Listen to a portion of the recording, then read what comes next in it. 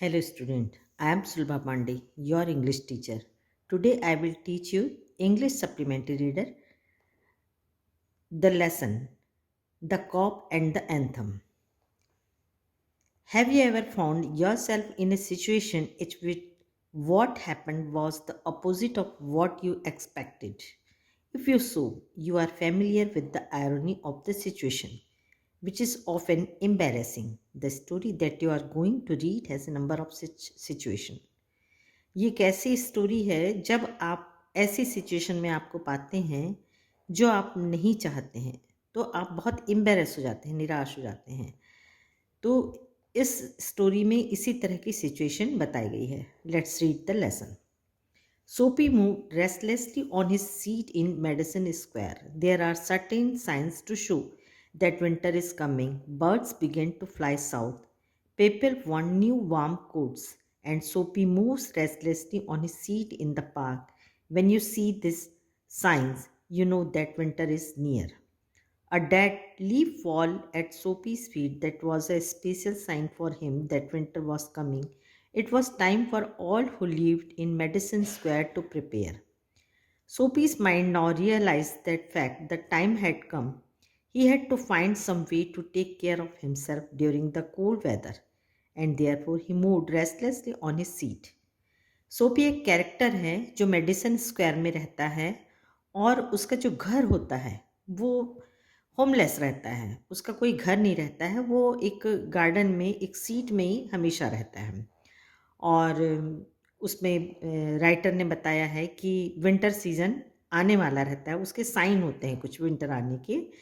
वो साइन किस तरह के रहते हैं, लोग वार्म कोट्स पहन लेते हैं और जो पत्तियां होती हैं वो झड़ने लगती हैं, ये साइन होते हैं कि विंटर होता है। तो वो मेडिसन स्क्वायर में सोपी रहता है और वो सोचता है कि ये जो है अब विंटर आ रहा है और मुझे इस तरह खुले में रहना बहुत मुश्किल हो जाएगा, सर्वाइव करना मुश्किल हो जाएगा। तो वो रेस्टलेसली मतलब बहुत बेचैन सा ये सोचता रहता है और वो सोचता है कि आगे क्या किया जाए। Soapy's hopes for the winter were not very high. He was not thinking of sailing away on a ship. He was not thinking of southern skies or the Bay of Naples. 3 months in the prison of Blackwell's Island was what he wanted. 3 months of food every day and a bed every night. 3 months safe from the cold north wind and safe from cops. This is what Soapy wanted most in the world. इस lesson का नाम ही है the cop and the anthem. Cop जो होता है वो जो हमारे यहाँ इंडिया में पुलिस बोला जाता है, तो अमेरिकन इंग्लिश लिटरेचर में पुलिस को कॉप बोला जाता है। तो इस विंटर से बचने का वो सबसे बेस्ट जो उसके पास आइडिया रहता है वो ये रहता है कि 3 months in prison of Blackwell island. Prison मतलब होता है जेल, सजा।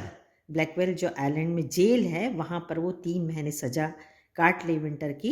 तो उसको food every day and a bed every night, हर रोज खाने को और हर रोज सोने को बिस्तर मिल जाएगा।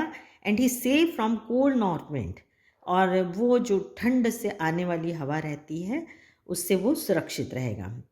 तो दिस इज वॉट सोपी wanted most in the world. तो वो अपने ठंड से बचने का ये एक आइडिया सोचता है।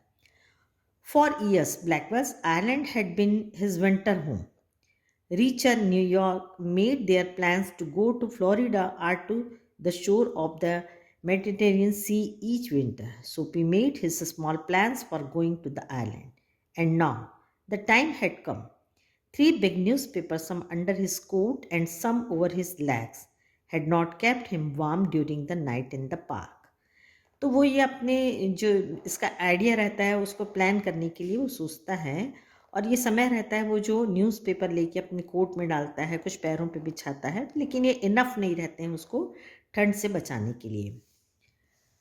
सो Soapy was thinking of the island. There were places in the city where he could go and ask for food and a bed. तो सोचता है कि आइलैंड में एक ऐसी जगह मुझे जाना चाहिए, शहर के एक ऐसे हिस्से में जाना चाहिए जहाँ उसे खाना और बिस्तर मिल जाए। This would be given to him, जो उसे दे दिया जाए। He could move from one building to another, वो एक जगह से दूसरी जगह जाता है। And he would be taken care of through the winter, but he liked Blackwell's Ireland better. लेकिन वो इन सबसे ज़्यादा सेफ कहाँ समझता है वो अपने आप को ब्लैकवेल आयरलैंड में. Sophie's spirit was proud. If he went to any of this place, there were certain things he had to do. In one way to or another, he would have to pay for what they gave him. They would not ask him for money, but they would make him wash his whole body. They would make him answer questions. They would want to know everything about his life. वो उसके मतलब वो सोचता है एक बड़ा कि ये काम करना मुझे गलत होगा, वो जाना चाहता है कि कहीं और काम भी मिल सकता है, लेकिन वो ऐसे क्वेश्चन से बचना चाहता है जो लोग उसके बारे में पूछना चाहते हैं. No prison was better than that. The prison had rules that he would have to follow, but in prison, a gentleman's own life was still his own life. Soapy, having decided to go to Ireland, at once began to move towards his desire. तो वो काम ना करने के बदले ये सोचता है कि मुझे प्रिजन में जाना ही सबसे बेस्ट होता है रहेगा मेरे लिए.